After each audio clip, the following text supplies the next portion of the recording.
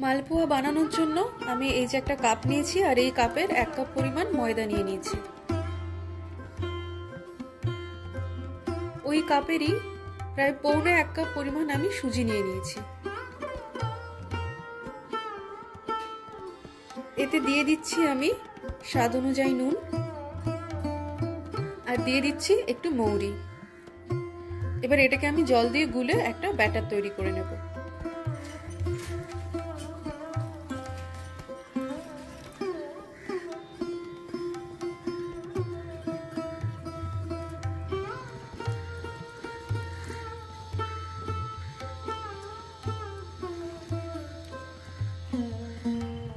আমি ব্যাটারটা তৈরি করে নিয়েছি আর ব্যাটারটা কিন্তু আমি একটু পাতলা করেছি, কারণ এতে সুজি দেওয়া আছে তো। আমি এটা 15 মিনিট ঢেকে রাখবো আর ওই 15 মিনিটে সুজি অনেকটা জল টেনে নেবে, তখন ব্যাটারটা এমনিতেই এর একটু গাঢ় হয়ে যাবে।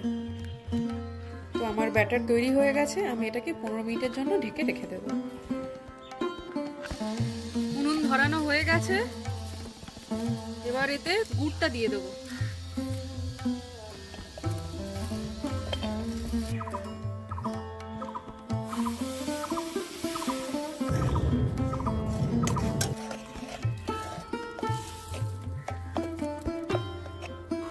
একদম গলে গেছে। আচ্ছা, এটা আমরা গুড়ের রস তৈরি করছি তার কারণ যাতে সুগারের রোগীরা খেতে পারে, তাই না? যারা সুগার পেশেন্ট তাদের তো চিনি খাওয়া বারণ, চিনি খাওয়া ভালো না। চিনি খাওয়ার থেকে গুড়টা বরং তবু অল্প হলেও সুগারের পেশেন্টরা খেতে পারে। আপনারা যদি খাঁটি গুড় পান তাহলে চিনির শিরা তৈরি না করে এরকম ভাবে গুড়ের রস তৈরি করবেন, তাহলে যারা সুগার পেশেন্ট তারাও অল্প খেতে পারবে।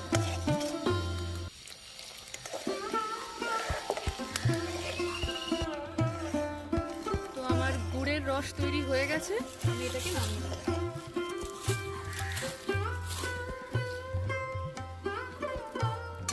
কড়াই গরম হয়ে গেছে, আমি এতে সাদা তেল দিয়ে দিচ্ছি।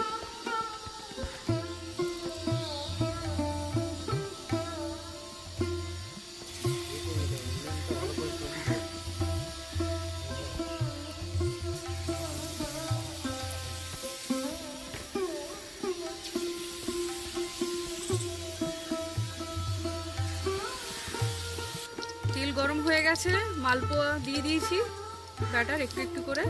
এবার এগুলো ভাজা হবে, আমি এগুলো এবার উল্টে দেব।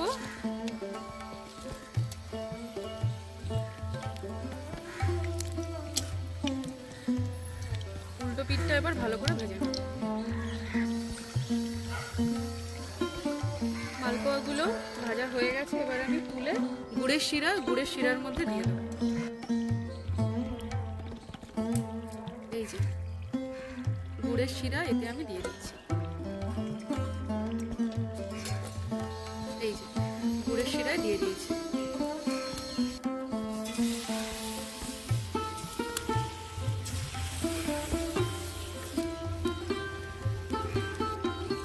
এইবারের মালপোয়াগুলো হয়ে গেছে তৈরি। এইভাবে আপনারা মাত্র 3টি উপকরণে ময়দা, সুজি আর গুড়, এই 3টি উপকরণ দিয়ে তৈরি করে নিতে পারেন মালপোয়া, এবং এটা সুগারের রোগীরাও খেতে পারবে।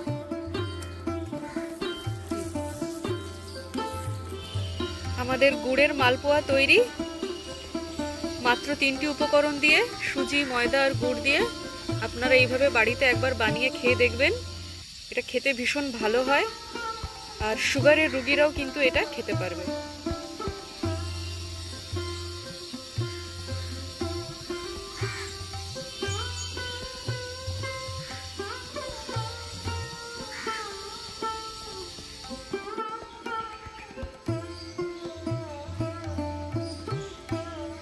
প্রিয় দর্শক, গোপুর হেসেলের যে ক্যামেরাম্যান আছে সে আজকের এই মালপোয়া বানিয়েছে।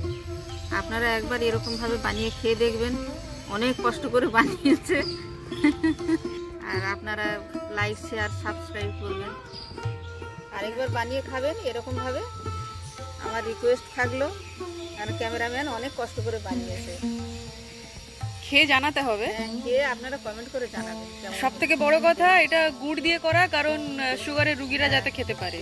কারণ এই একজন সুগারের রুগী বসে আছে, এনার কথা চিন্তা করে সুগার স্পেশাল রান্নাটা আমরা করি, যে যেভাবে রান্না করলে সুগারের রুগীরাও খেতে পারে।